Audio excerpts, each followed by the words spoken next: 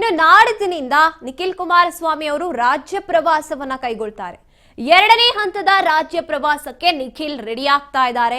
ಇನ್ನು ಪಕ್ಷ ಸಂಘಟನೆಗಳಿಗಾಗಿ ಜನರೊಂದಿಗೆ ಜನತಾದಳ ಕಾರ್ಯಕ್ರಮವನ್ನ ಮಾಡೋಕೆ ಕೂಡ ಸಜ್ಜಾಗ್ತಿದೆ. ಫೆಬ್ರವರಿ 18ರಿಂದ ನಿಖಿಲ್ ಪ್ರವಾಸಕ್ಕೆ ರೆಡಿ ಆಗ್ತಾ ಇದ್ದಾರೆ.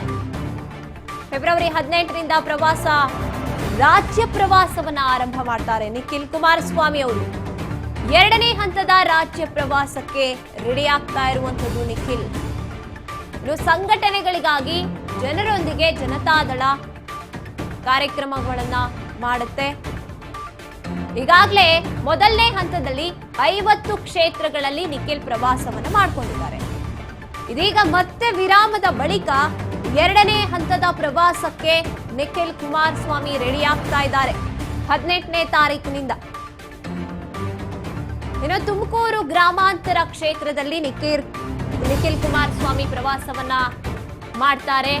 ಸ್ಥಳೀಯ ಸಂಸ್ಥೆ ಚುನಾವಣೆ ಮುಂದಿಟ್ಟುಕೊಂಡು ಈ ಯಾತ್ರೆಗೆ ಮುಂದಾಗ್ತಾ ಇರುವಂತದ್ದು ನಿಖಿಲ್.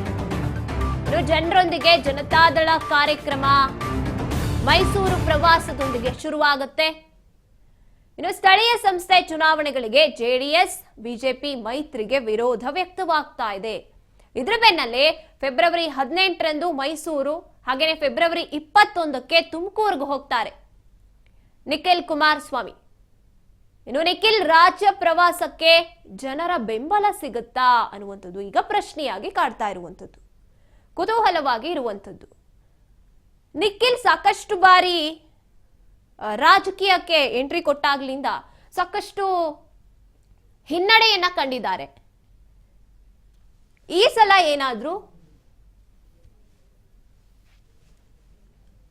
ಅವರಿಗೆ ಗೆಲುವು ಅನ್ನುವಂಥದ್ದು ಒಂದು ಮಟ್ಟಿಗೆ ಸಿಗುತ್ತಾ ರಾಜಕೀಯದಲ್ಲಿ?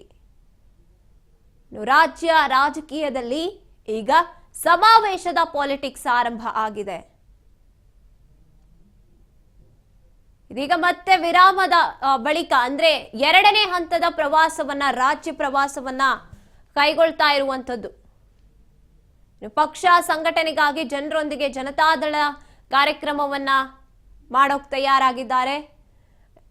ಇನ್ನು ಈ ವಿಚಾರದ ಬಗ್ಗೆ ಹೆಚ್ಚಿನ ಮಾಹಿತಿಯನ್ನ ನಮಗೆ ನೀಡ್ತಾರೆ ನಮ್ಮ ಪ್ರತಿನಿಧಿ ಬಸವರಾಜ್.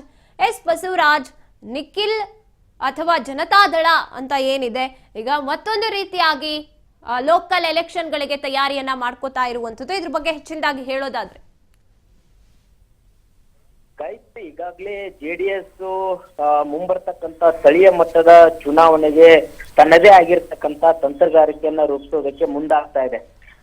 ಈ ಹಿನ್ನೆಲೆಯಲ್ಲಿ ಇದೀಗ ನಿಖಿಲ್ ಕುಮಾರಸ್ವಾಮಿ ಅವರು ಎರಡನೇ ಹಂತದ ಒಂದು ರಾಜ್ಯಾದ್ಯಂತ ಕೂಡ ಪ್ರವಾಸಕ್ಕೆ ಕೂಡ ಮುಂದಾಗ್ತಾ ಇದ್ದಾರೆ. ಅದರಲ್ಲೂ ಪ್ರಮುಖವಾಗಿ ಹಳೆ ಮೈಸೂರು ಭಾಗದಲ್ಲಿ ಎರಡನೇ ಹಂತದ ಒಂದು ಪ್ರವಾಸವನ್ನು ಕೂಡ ಕೈಗೊಳ್ಳಲಿಕ್ಕೆ ನಿಖಿಲ್ ಕುಮಾರಸ್ವಾಮಿ ಅವರು ಕೂಡ ಮುಂದಾಗಿರ್ತಕ್ಕಂಥದ್ದು. ಈಗಾಗಲೇ ಒಂದು ಬಾರಿ ಇಡೀ ರಾಜ್ಯಾದ್ಯಂತ ಪ್ರವಾಸವನ್ನು ನಿಖಿಲ್ ಕುಮಾರಸ್ವಾಮಿ ಅವರು ಕೂಡ ಮಾಡಿರ್ತಕ್ಕಂಥದ್ದು. ಹಾಗಾಗಿ ಫೆಬ್ರವರಿ 18ರಿಂದ ಮೈಸೂರು ಹಾಗೂ ತುಮಕೂರು ಪ್ರವಾಸವನ್ನು 21ರವರೆಗೂ ಕೂಡ ಮೈಸೂರು ಮತ್ತೆ ತುಮಕೂರು ಪ್ರವಾಸವನ್ನು ಕೂಡ ಕೈಗೊಳ್ಳಿದ್ದಾರೆ. ಹಳೆ ಮೈಸೂರು ಭಾಗದಲ್ಲಿ ಎರಡನೇ ಹಂತದ ಒಂದು ಪಕ್ಷ ಸಂಘಟನೆಗಾಗಿ ಜನರೊಂದಿಗೆ ಜನತಾದಳ ಅಂತಕ್ಕಂಥ ಕಾರ್ಯಕ್ರಮದ ಅಡಿಯಲ್ಲಿ ಪ್ರವಾಸಕ್ಕೂ ಕೂಡ ಈಗ ಮುಂದಾಗ್ತಾ ಇದ್ದಾರೆ. ಈಗಾಗಲೇ ಮೊದಲ ಹಂತದಲ್ಲಿ 50 ಕ್ಷೇತ್ರಗಳಲ್ಲಿ ನಿಖಿಲ್ ಕುಮಾರಸ್ವಾಮಿ ಅವರು ಪ್ರವಾಸವನ್ನು ಕೂಡ ಮಾಡಿರ್ತಕ್ಕಂಥದ್ದು. ಇದೀಗ ಮತ್ತೆ ಒಂದ್ ಕಡೆ ನಿಖಿಲ್ ಕುಮಾರಸ್ವಾಮಿ ಅವರು ಕೂಡ ತಮ್ಮ ಪಕ್ಷ ಸಂಘಟನೆಗಾಗಿ ಪ್ರವಾಸಕ್ಕೂ ಕೂಡ ಕೈ ಹಾಕಿರ್ತಕ್ಕಂಥದ್ದು.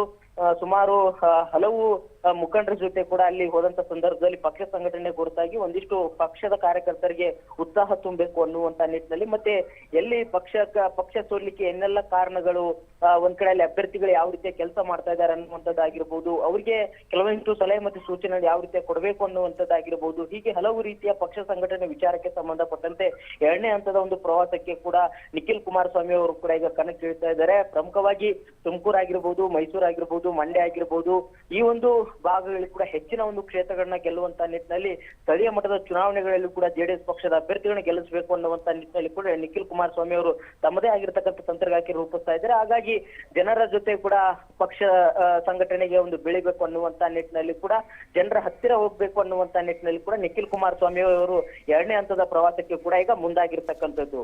ಗಾಯತ್ರಿ. ಎಸ್, ಇನ್ನು ಈ ಹಿಂದೆ ಕಾರ್ಯಕರ್ತರುಗಳಲ್ಲಿ ಎಲ್ಲೋ ಒಂದು ಕಡೆ ಮೈತ್ರಿ ಬೇಡ, ನಾವು ಇಂಡಿವಿಜುವಲ್ ಆಗಿ ಹೋಗ್ತೀವಿ ಚುನಾವಣೆಗಳಿಗೆ, ಲೋಕಲ್ ಎಲೆಕ್ಷನ್ಗಳಿಗೆ ಅನ್ನುವಂಥದ್ದು ಇತ್ತು. ಇದ್ರ ಮಧ್ಯೆ ಜನತಾದಳ ಈಗ ಒಂದು ಸಮಾವೇಶದ ಪೊಲಿಟಿಕ್ಸ್ ಅನ್ನ ಶುರು ಮಾಡ್ಕೊಂಡಿರುವಂಥದ್ದು. ಇದು ಎಲ್ಲೋ ಒಂದು ಕಡೆ ಸರಿ ಹೋಗುತ್ತಾ? ಕಾರ್ಯಕರ್ತರ ಮನಸ್ಥಿತಿಗಳೇನಾದ್ರೂ ಬದಲಾವಣೆ ಆಗಿದ್ರೆ ಇದರಿಂದ ಸರಿ ಹೋಗ್ತಾರಾ ಅಂತ? ಗಾಯತ್ರಿ, ಒಂದ್ ಕಡೆ ಯಾವಾಗ ಜೆಡಿಎಸ್ ಮತ್ತು ಬಿಜೆಪಿ ಮೈತ್ರಿ ಮಾಡಿಕೊಳ್ತು ಅವಾಗ್ನಿಂದಲೂ ಕೂಡ ಕೆಲವಷ್ಟು ಜೆಡಿಎಸ್ ನ ಇರ್ತಕ್ಕಂಥ ಕೆಲವು ನಾಯಕರಿಗೆ ಅಸಮಾಧಾನ ಇದೆ. ಅದು ಈಗಲೂ ಕೂಡ ಇದೆ. ಕೆಲವೊಂದಿಷ್ಟು ಬಾರಿ ಹೇಳಿಕೆಗಳನ್ನ ಕೊಡ್ತಾನೂ ಕೂಡ ಇದ್ದಾರೆ.